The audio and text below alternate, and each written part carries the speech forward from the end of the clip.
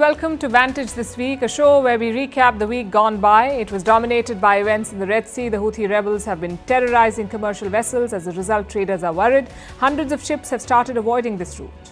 They're now sailing all the way around Africa. To combat the Houthis, the US has announced a new coalition. Just one problem though. America's Western and Arab allies are not keen. We'll tell you why. Meanwhile, Vladimir Putin has said that he is open to talks with Ukraine.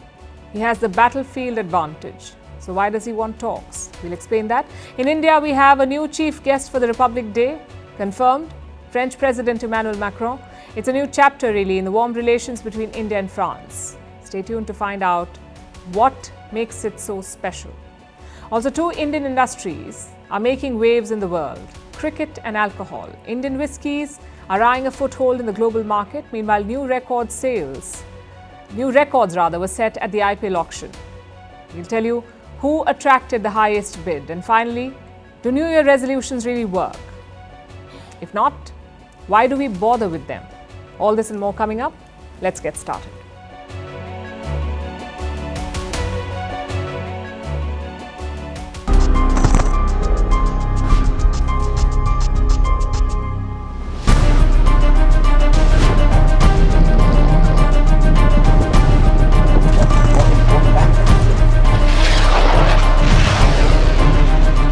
The lifeblood of the rules-based international order is actually seawater.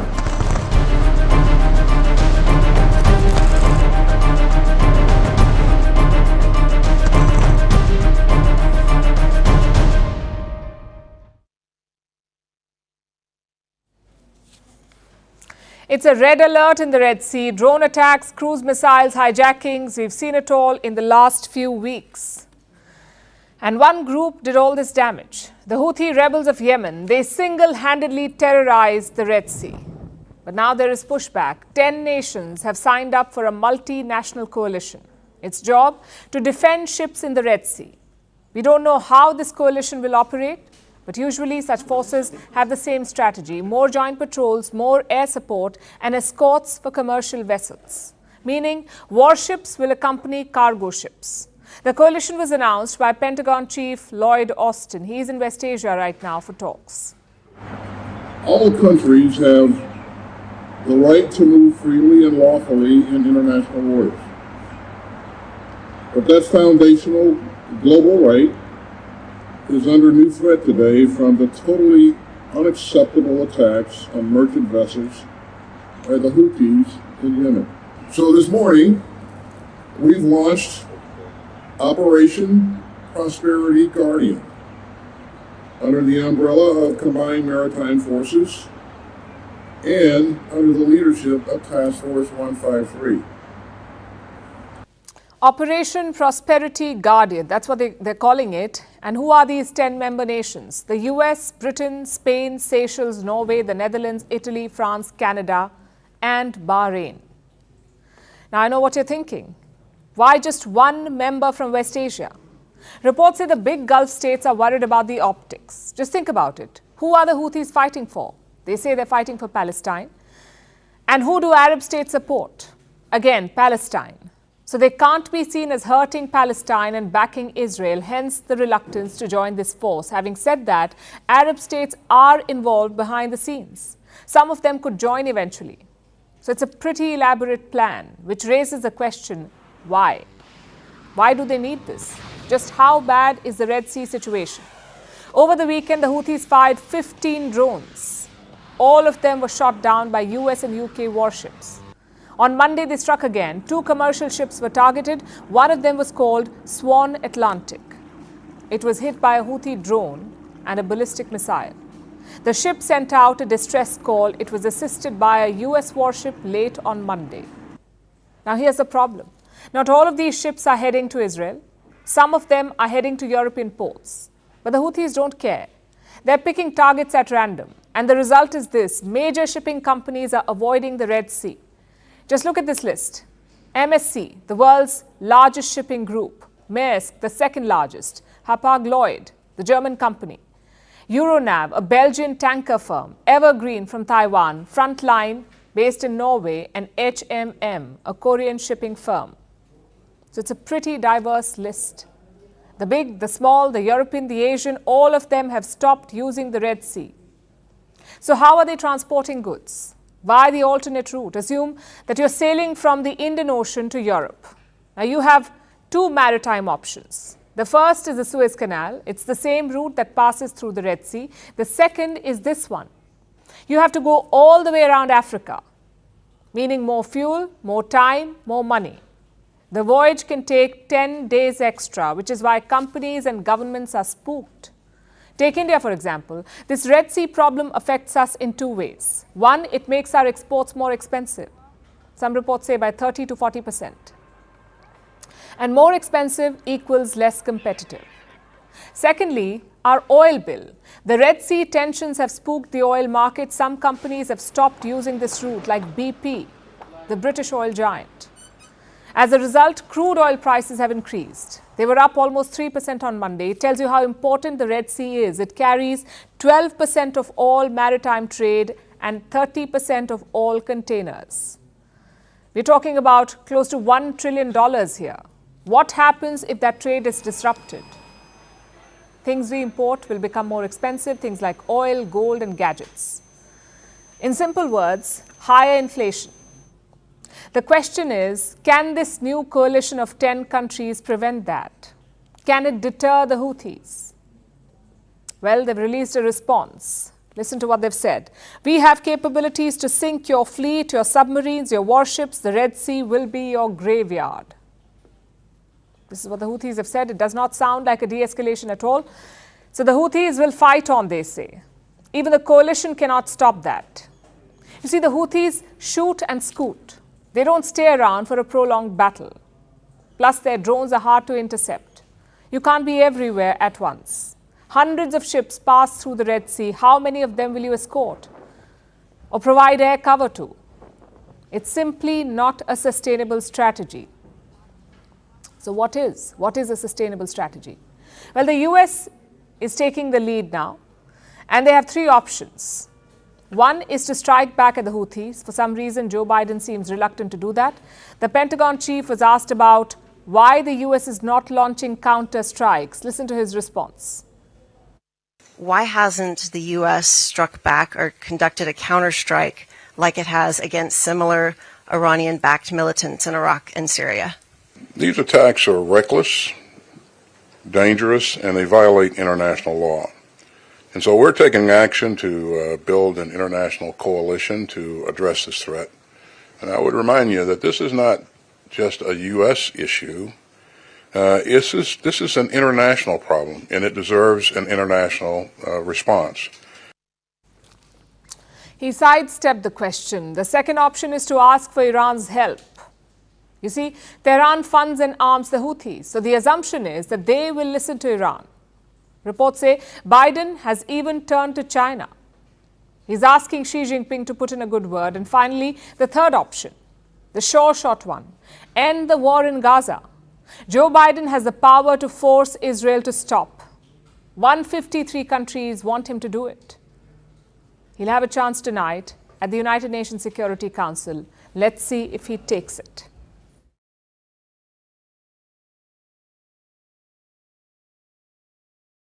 $665. That's how many days Russia and Ukraine have been at war.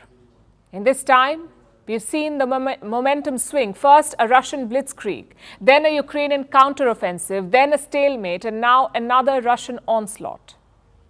It is clear that Moscow has the edge, which is why Vladimir Putin's latest comments have raised eyebrows. Yesterday, Putin had two key meetings.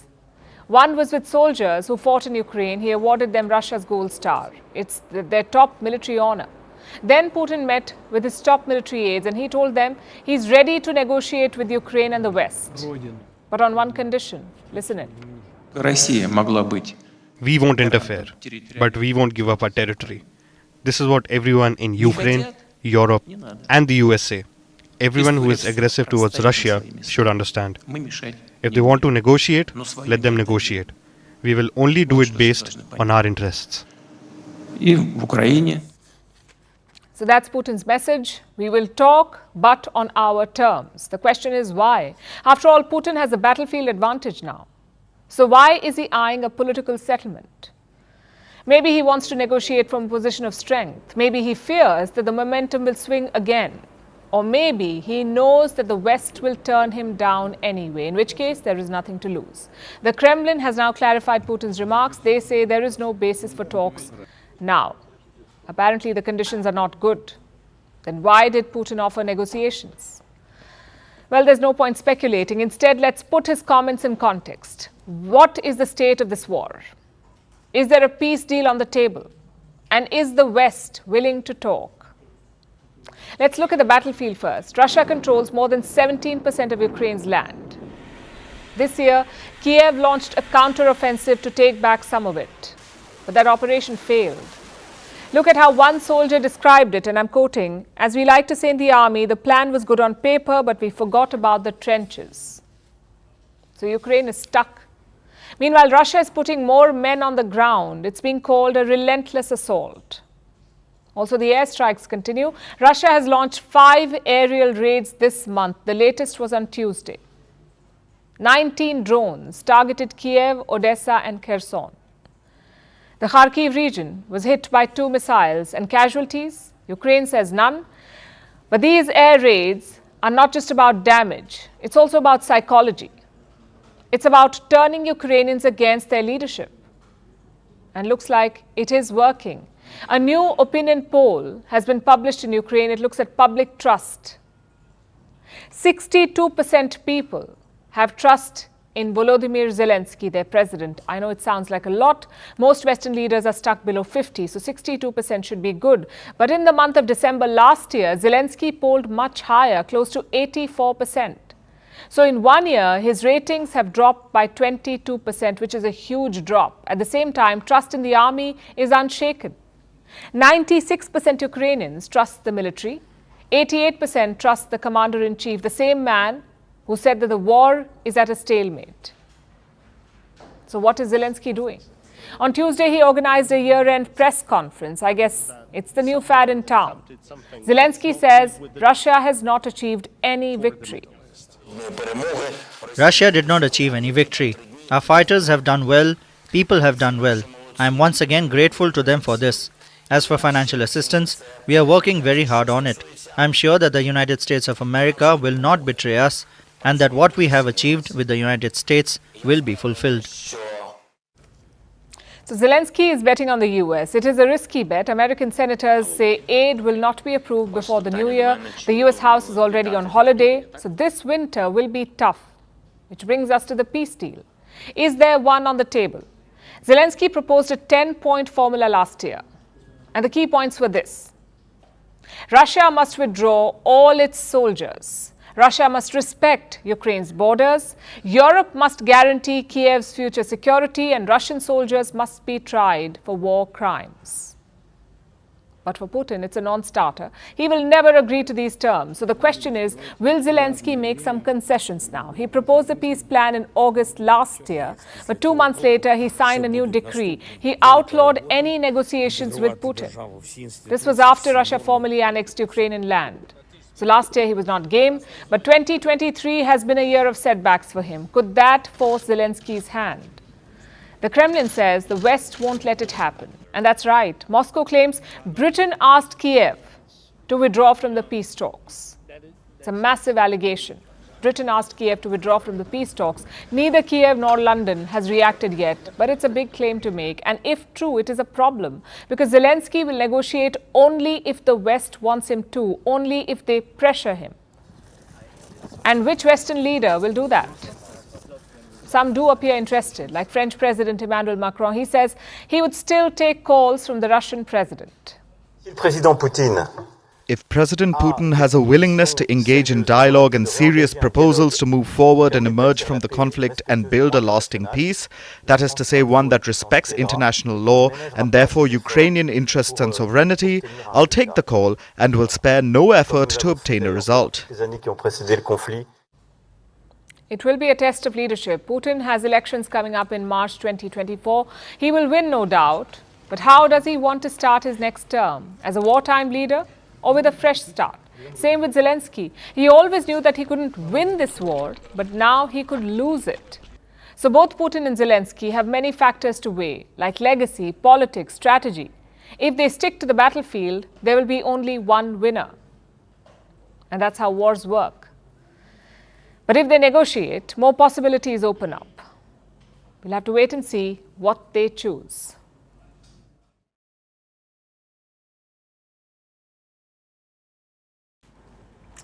I have a question for you. Who is Prime Minister Narendra Modi's closest partner in Europe? If you watch Instagram Reels, I know your answer, but no, it is not Giorgia Meloni. It is Emmanuel Macron, the President of France. Macron and Modi don't have a hashtag, but they have something much more important, a good track record. And next month, we will see a new chapter of this relationship because Macron is coming to India. He will be chief guest at the Republic Day parade, so all the speculation can end. New Delhi had tried to get Joe Biden as chief guest. It was quite the plan. First the Republic Day parade, then a Quad summit with Japan, Australia and the US. That was the plan. Unfortunately, it fell through. So now Macron is coming. Let's get some numbers out of the way first. Macron has visited India twice. First in 2018 for a state visit, and then again in September this year for the G20. His trip next month will be his third. Is he the first French leader to attend the Republic Day parade? No, he's the fifth. Jacques Chirac was chief guest in 1976 and 1998. Valéry Giscard d'Estaing in 1980. Nicolas Sarkozy in 2008. And François Hollande in 2016 tells a story, doesn't it? Macron's visit is sort of like a reciprocal trip. Prime Minister Modi had travelled to France in July this year. He was the guest of honour on Bastille Day. Think of it as their Republic Day. Back then, an Indian contingent marched in the parade. Indian pilots also flew Rafales over Paris. And that's a key part of India-France ties, defence cooperation. India's top military seller still remains Russia, but France is now second. Around 29% of India's arms imports come from France. To give you some context, the US is a distant third at 11%. France is at 29%. Some new deals are also in the pipeline. This year, India released a bid for more Rafale jets. Around 26 of them. The deal is worth around $6 billion. And this week, France responded to the bid. Their officials have flown down from Paris. It's now about negotiating, seeing if the price, specifications and requirements match. If they do, a deal could be signed in the coming months. Now, India already uses the Rafale, but that's the Air Force.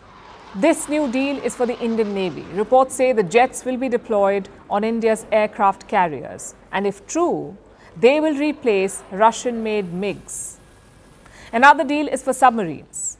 India is already making 6 Scorpene-class subs with France. There is talk of making 3 more. Reports say a deal could be signed later in 2024. As for the delivery, it's going to take time, maybe 2031. So defense remains the cornerstone of India-France relations. But it's not a seller-buyer thing. It's a genuine partnership, one with history as well.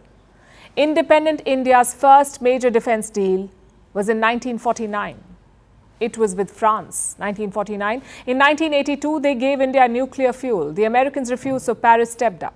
In 1998, France did not sanction India after the nuclear tests. In fact, their president was chief guest on Republic Day. So what's the secret here? Well, the leaders deserve a lot of credit, including Prime Minister Modi and President Macron. They have excellent chemistry. You can see that from the pictures and videos. There's a level of comfort with each other. It's also because of shared strategic goals. We can think of 3. Number 1, the vision of a multipolar world. Yes, France is part of the Western Bloc, but Macron is not tied to such rigidities. He wants Europe to become a pillar of geopolitics, not just a US sidekick. India too has openly called for a multipolar world. So that's one point of convergence. Point number 2, the Indo-Pacific. France has physical presence in the Indian Ocean, an island called Reunion. It's home to the French military. It's what makes Paris an Indian Ocean power. And number 3, a habit of non-interference. Paris never lectured India on buying Russian oil or for not criticizing Russia's war. Just look at what happened in 2019 after India revoked Kashmir's autonomy. Macron did not criticize. He also said third-party mediation is not required and India appreciates such understanding, especially from a European power. Of course, New Delhi has repaid that faith. In July this year, before Modi's visit, Paris was a mess. An Arab boy had been shot dead by the cops, so thousands of people were protesting on the streets. Shops were vandalized, vehicles were torched, but Prime Minister Modi did not reschedule his trip. The government says it wasn't even on the table for discussion. It tells you about the level of trust. In simple words, France and India can count on each other. Like after the AUKUS snub, France was left high and dry by its Western partners. So who did Macron reach out to? Prime Minister Modi. Expect more of that chemistry next month. It may not be the most flamboyant or talked about relationship, but India and France tick the important boxes: predictability, reliability, and stability.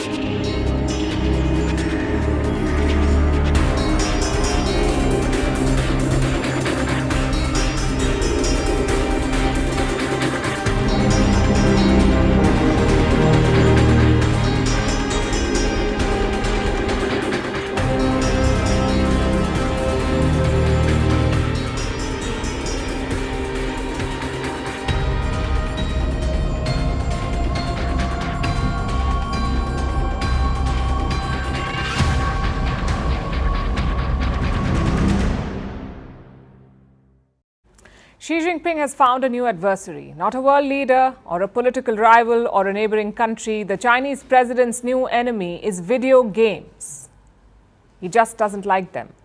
And he wants the people of China and the children of China to not like them either. So he did what he does best: crack down. Beijing has made new rules and they're bleeding China's gaming companies. The stock market saw a bloodbath today. Top gaming companies in China suffered big losses to the tune of $80 billion, $80 billion in one day.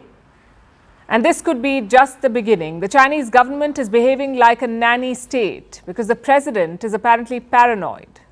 But why does he fear video games? He thinks they pose an ideological challenge to the Communist Party and that at this rate, they will lose control over the youth, hence the crackdown. Today, a new set of regulations was announced about online gaming. Any game that connects to the internet. These rules apply to that game. China is dictating how it should work. Now, all games are different, but they have one thing in common. They offer incentives. Let me explain. When you log in for the first time, you get a reward. When you open the game the next day, you get more rewards. When you level up, the rewards get bigger, and so it continues. The higher you go, the bigger your reward is. That's how most games work. These incentives are designed to get you hooked. So when you get stuck, when you can't level up, or when you need more powerful upgrades, you're compelled to spend some money so that you can buy those upgrades.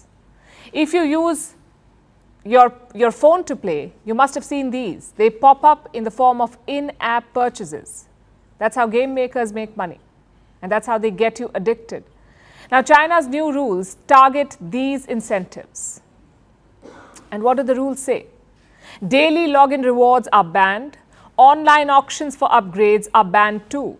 And there will be spending limits, meaning gamers cannot buy unlimited upgrades.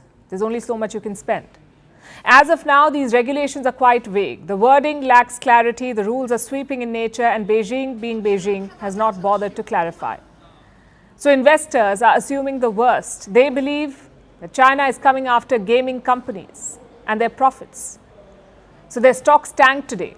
Tencent was among the worst hit. It is the biggest gaming company, not just in China, but in the world. Tencent, it lost 16% of its value today. That's more than $50 billion in a day. Lost. Then we have NetEase. Their stock dived by a record 28%. Bilibili is another Chinese gaming company. It lost 14%. Put together, these companies lost some $80 billion. There was a mass sell-off. It shows that investors are spooked. And here's something that you must know. Gaming was a lucrative business in China. More than 300 million Chinese citizens play online games. and gaming companies earn big money from them. This year, their revenue is expected to cross $80 billion, but the new rules will hurt these numbers. Although China has been at it for some time, it's been targeting the gaming industry. 2 years ago, some restrictions were imposed. They limited the time that children can spend on games. Young people could play games just on Fridays, weekends, and holidays. And the government even fixed a time, 8 to 9 p.m. That's the only time when you could play. Before this law came into force, China had limited game time on weekdays as well. Kids were allowed just 90 minutes for games. So the message from Beijing was always clear: play less, study more. And this message came straight from the top, Xi Jinping himself. He has publicly complained about gaming. He says it is hurting the eyes of Chinese children. And their state media took it many steps further. They've called games, and I'm quoting, spiritual opium. Now, any addiction is harmful, including gaming. So reasonable regulation should be fine. But China tends to operate in the extremes. If you're addicted to video games in China, you could end up here. A gaming addiction camp. Officials from the Chinese military run it. It's basically a boot camp where kids are admitted. They dress in military fatigues and they stay inside what looks like a prison cell. Now look at this. This is a resident of the addiction center. He has been hooked to a medical device. They're measuring his brain activity. Other residents are put through military-style workouts supervised by this man, Tao Ran, a military doctor. He used to treat heroin addicts. And these days, he runs these gaming addiction centers. He focuses on treating gamers. And this is China for you, where gamers are treated like drug addicts because Xi Jinping has decided that gaming is all evil.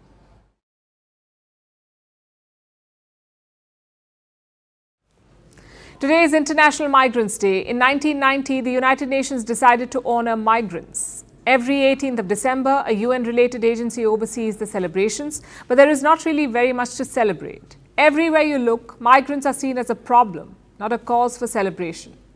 Tonight, we'll focus on Europe. Most European countries profess liberal democratic values and human rights, but in practice, they're scrambling in the opposite direction, trying to get rid of immigrants. The UK has its controversial Rwanda deportation plan. It has inspired Germany to do the same. Meanwhile, Italy has struck a deal with Albania to outsource immigrants. And their Prime Minister, Giorgia Meloni, is going viral. An old video of hers where she says Islam is not compatible with Europe. Here's a report. We have seen this year, in terms of irregular migration, is record historic levels being superseded. For instance, in the Americas, 500,000 people have crossed through the Darien Gap in Colombia.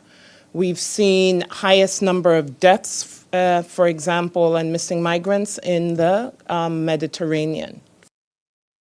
That bleak assessment was delivered by an official from the International Organization for Migration, the UN-related agency in charge of celebrating International Migrants' Day. That's today. December 18th is supposed to be a day to celebrate the contribution of migrants to society. But increasingly, we hear alarm bells ringing when it comes to migration, specifically unregulated or illegal migration. This year, already more than 36,000 irregular arrivals by sea to the Canary Islands. Out of those, more than 4,000, maybe 4,500 unaccompanied minors. This is a true challenge for these beautiful islands to deal with such a huge arrival that we have seen this year. That's a sobering example of the problem that Europe is facing. Every year, hundreds of thousands try and migrate to Europe. Some do this to escape persecution back home, others do it to try and make a better life for themselves. Thousands take to the Mediterranean Sea on ramshackle boats. Many lose their lives in the process. Whatever their reason, the migrants are entering Europe in an unregulated manner, and the continent is overwhelmed. UK Prime Minister Rishi Sunak believes there's something even more dangerous afoot. Criminal gangs will find ever cheaper ways to ply their evil trade. They will exploit our humanity, and they think nothing of putting people's lives at risk when they put them in these boats at sea. And our enemies will also see that we are unable to deal with this, and then they will so increasingly use migration as a weapon, deliberately driving people to our shores to try to destabilize our societies. That's a very alarming prediction, the weaponization of migrants. So, is Europe doing anything to prevent this? Some countries are trying to work out novel solutions. Sunak and his government want to deport migrants to Rwanda. It's a nation in Africa. The UK Parliament recently approved a bill that might put this plan in motion. It's not a done deal yet, but that's Sunak's plan of action. And this seems to have inspired a German political party as well. A leader from Germany's Christian Democrats party said that they might opt for this third country solution as well. This party is in the opposition in Germany. It could just be an election pitch, because it's easier said than done. There are UN refugee and human rights conventions which can stop this sort of plan. So for now, it's all theoretical. Italy is also trying something similar. It wants to send migrants to Albania. Albania was to host a few thousand migrants while their asylum applications got processed. But a few days ago, an Albanian court blocked the scheme. Over the weekend, the British and Albanian Prime Ministers went to Italy at the invitation of Italian PM Giorgia Meloni. They were going to sit down and discuss the migration issue, try and find a way forward. But that event was partly overshadowed by a different issue. An old video of Meloni resurfaced and went viral. In it, she's heard saying that Islam and Europe have a compatibility problem. Later, she says that she's talking about a certain interpretation of Islam, but her words are clearly directed at the so-called other, the outsider, the migrant. And as things stand, Europe still has no solution to the migrant crisis. Whatever the religion or country of origin, Europe says it does not want any more migrants. So we expect to see a continued upward trend in regular migration because of labor shortages in the so-called global north and youthful populations in the global south. If Europe continues to grey, it will keep getting migrants. There will be a shortage of workers. People will migrate to fill those labor shortages. It's simple demand and supply. Changing that demographic shortfall is perhaps the only long-term solution to Europe's immigration problem. Till they address that, they will not be able to stop the boats. And all the Rwanda or Albania plans won't amount to much more than failed campaign promises.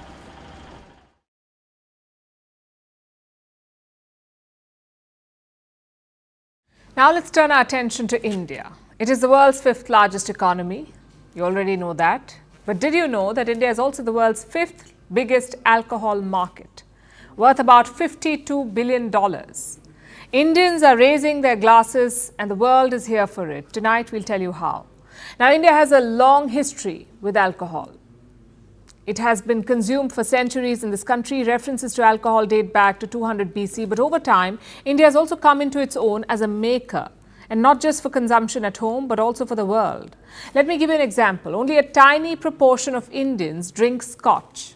Despite this, India is one of the biggest exporters of Scotch. Last year, India drove the global growth in the global liquor market. It accounted for a third of the growth, and experts say this is not a sudden boom and it is going to last. The global market for alcohol is expected to grow by 40% till 2030. Emerging markets like Asia and Africa will be the major contributors, and among them, India will lead the charge. It is already one of the fastest growing markets for alcohol. It is growing at 6.8% annually, and it's expected to reach $64 billion over the next 5 years. This overall increase is supported by growth in varied categories. Last year, the market for Scotch, for instance, grew by 32%, gin by 45%, agave by 70%, and single malt whiskey by a stunning 144%. And this is not surprising. Single malts are reshaping India's alcohol market. India is a whiskey drinking nation, but now it is leading production too. Indian-born whiskies are competing with global brands for shelf space. They're winning global awards, making a buzz worldwide, so much so that last year a multinational liquor behemoth launched its own Indian single malt. Now compare this with the global picture. The world over, some of the most developed markets are showing a decline in production. That's because they also have a declining consumption pattern. Studies say each generation is drinking lesser than the previous one. There are health concerns and shifting lifestyles. Also, when your population is shrinking and you have fewer younger people, it becomes a problem for all kinds of market, including alcohol. We saw this in America, where Gen Z is drinking 20% less per capita than millennials. And this trend is not limited to the US. The German market is drying off too. And this is a country that was known for its beer consumption. Some nations have it even worse. For instance, Japan is in crisis mode. Its alcohol market has shrunk dramatically, so much so that last year the government launched a campaign. It was called the Sake Viva. Sake is a Japanese rice wine, and Japan wants its citizens to drink and promote it. So far, India does not face this problem. Young Indians are driving the sales, backed by rising incomes and post-pandemic growth. They're trying new products, opting for high-quality drinks, chasing the quiet luxury of craft liquor, and indirectly promoting the birth of new homegrown brands. Indian startups in this space are showing massive growth. This ecosystem is worth over $1.2 billion. And the government is supporting this growth with new policies aimed to improve infrastructure for the food processing sector, which also includes the alcohol industry. So several factors are driving this boom. But the result is one. India is now a key player in the global alcoholic beverage industry. It has miles to go, but clearly the spirits are already high.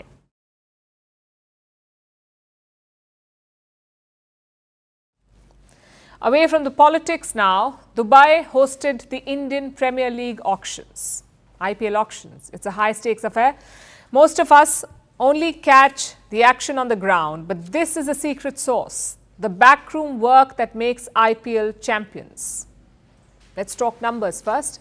All 10 IPL teams took part in the auctions. 333 players had been shortlisted. Out of them, 38 were sold in Dubai. And the rest, they went unsold. Now, the auction works exactly as it sounds. Every player has a base price, say 50 lakh rupees or 2 crore rupees. Every team can then bid for the player they want, and the highest bid wins. This year, we saw some really high bids. Australian pacer Mitchell Starc was number one. Guess how much he went for? Almost $3 million. That's around 24 crore Indian rupees. It's the highest bid in IPL history, 24 crore rupees. Starc will now play for the Kolkata Knight Riders. Another huge bid was Pat Cummins, Australia's captain. He got $2.5 million, which is around 20 crore Indian rupees. Both Cummins and Starc won the World Cup in India. Weeks later, they get massive contracts. Cricket fans have done some calculation. They've broken down Mitchell Starc's salary. It's around 7.3 lakh rupees per ball. So naturally, the internet had to make memes. Take a look at some of them.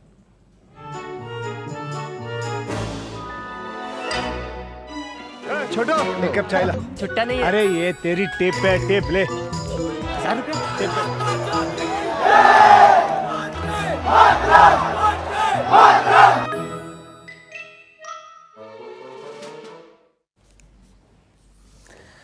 Even the franchisees joined in, like Rajasthan Royals. They kept pushing memes throughout the auction. Look at this now.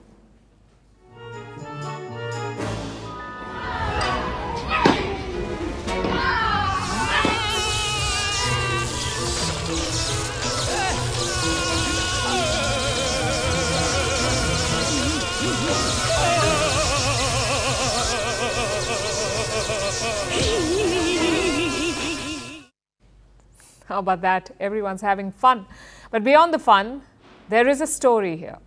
That of the IPL. The previous auction record was 18.5 crore rupees. Today it was shattered twice. And the new record is 33% higher. What does that tell you? That teams are more confident, they're spending more because the league is also growing. This month a new report was published. It looked at the brand value of the IPL. That's around $10.7 billion. IPL's brand value, $10.7 billion, 28% more than last year and 433% more than 2008 when it was started. That's meteoric growth. But what explains it? As always, the backbone of Indian cricket is the fans. The 2023 IPL recorded almost 1 billion viewers, 500 million on television, 450 million on digital. The teams have achieved cult status, like Mumbai Indians, which is worth $87 million, or Chennai Super Kings, which is worth $80 million. So simply put, the IPL is top dog. Most teams clear their schedule during the IPL months, like South Africa, New Zealand, West Indies. All their players will be available for the IPL. No national duties, no domestic cricket. They will be focused on the IPL, which tells you how important this league is. It's also expanding its influence abroad. Many IPL teams have bought franchisees abroad. 3 of them own teams in the UAE League. 6 of them are involved in the South Africa League, while 2 have teams in the Caribbean League. So it's not a tournament anymore. It's a wide network of cricket, business and soft power. And you can't deny that last part, soft power. The IPL is reinventing cricket in many ways. They have introduced new rules. They've innovated with technology and, of course, marketed the game well. Cricket purists will say it's all unnecessary, but the fact is you must adapt to survive, and the IPL is helping cricket do that. Adapt to the times. The question is, what next? Where does this growth end? A good idea is to look at football. It's arguably the most popular game in the world, and football clubs are worth a lot more. Real Madrid, for example, is worth $6 billion. That's 60% of the IPL's total value. So sky is the limit for IPL and cricket. Every auction, the bids will keep getting bigger, the spending will surge, and so will the broadcasting deals. Yes, it's a cash cow for India, but as these memes and conversations show, it's also an obsession.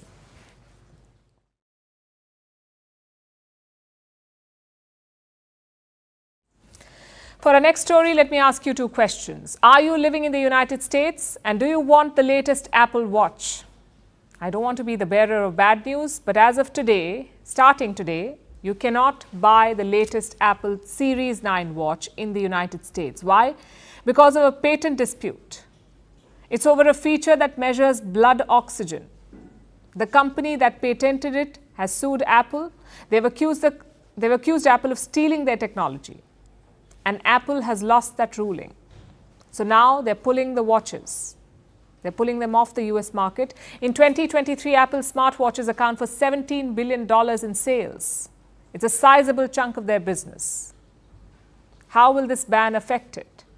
How will Apple save its $17 billion business? Here's our next report. It's holiday season. And what do you need most for holidays? A gift. For many in the US, it's Apple products. The holiday period is a crucial time for the company. It accounts for almost 30% of its sales. But this year, it may not be so high. The reason for this is an Apple Watch ban. Apple has halted the sale of its Series 9 and Ultra 2 smartwatches in the US. The reason is a patent dispute. The dispute is over a new feature, a feature that allows Apple Watches to measure blood oxygen levels. Measuring blood oxygen became crucial during the pandemic, so Apple thought, why not add it to the watch? Easier availability, more demand. It was supposed to be a profitable move. But instead, they ended up violating patent rights of the medical technology company Masimo. At the center of this conflict is a technology called pulse oximetry. It uses an optical sensor to detect blood flow.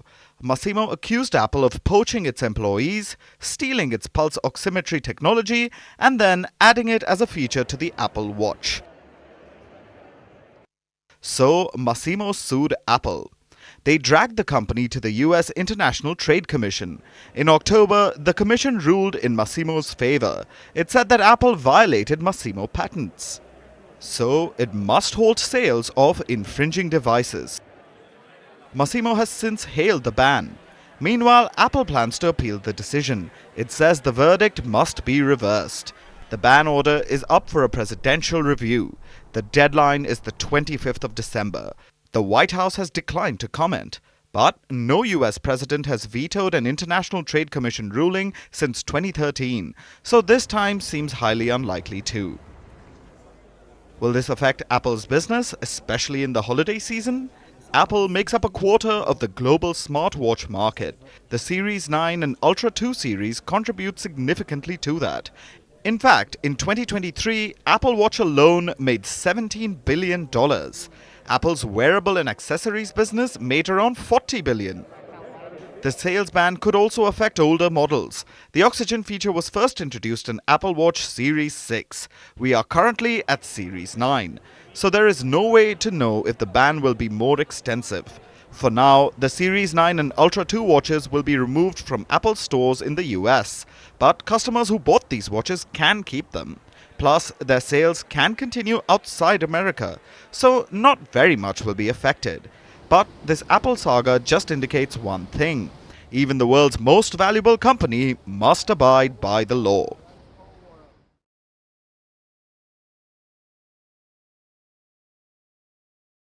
"2024 is closing in with only 10 days to go before you embark on the road called New Year, New You. Year on year, the world over, people ritualize New Year resolutions. It can be a practice or a goal, something that will improve or benefit you in the new year. It could be to eat better, to save more money, to quit smoking, to drink your coffee while it's hot. No judgments here, anything goes. The tough bit is, it doesn't take long before the going gets rough. Do New Year resolutions work? According to research, rarely. 25% of resolutions don't even make it past the first week of January, 25%. By the time the year ends, fewer than 10% have been fully kept, and the road to a new you leads you down a shame spiral. Let's understand why. The achievement of goals is often linked to self-control.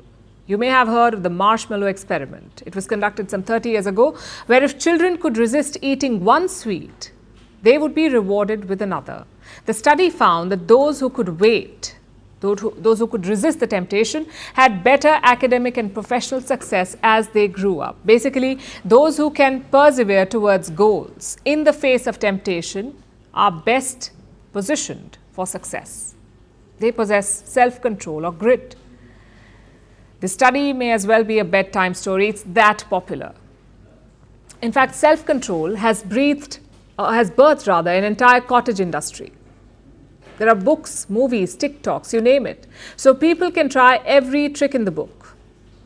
To make a New Year's resolution work, psychologists, motivational speakers, entrepreneurs, almost everyone has words of wisdom to offer. Set bite-sized goals, keep them realistic. Set difficult goals, give yourself a challenge. Make goals easy to measure, have meaningful goals, visualize success, congratulate yourself, don't give up. Yet setting a resolution will often result in failure. The question is why? Why are people still failing? Why are they unable to fulfill their resolutions? Because the problem of resolutions is the problem of life itself. And I don't mean to sound existential. There is a scientific reason here. Humans are notoriously bad at resisting temptation, especially if they're busy, tired, or stressed. They can be short-sighted. They value pleasures of the present over those of the future. When goals force them to exert self-control over and over, sooner or later people tend to break. So the idea is not how you frame the resolution, it is the language you use. Apparently, it can make all the difference. Goals are of two kinds. The avoidance goals, they involve quitting something like alcohol or social media. The avoidance goals. Then there are the approach goals. They involve developing a new habit, like swimming twice a week or eating a fruit every day. Now, take a guess which category requires less exertion of self-control. The second one, approach goals. According to research, people are 25% more likely to meet them than avoidance goals. So the key is to start doing things instead of stopping. Turn an avoidance goal into an approach one. Suppose you want to reduce social media use. Instead of making a goal that says cut down, set a resolution of reading 10 pages of a book.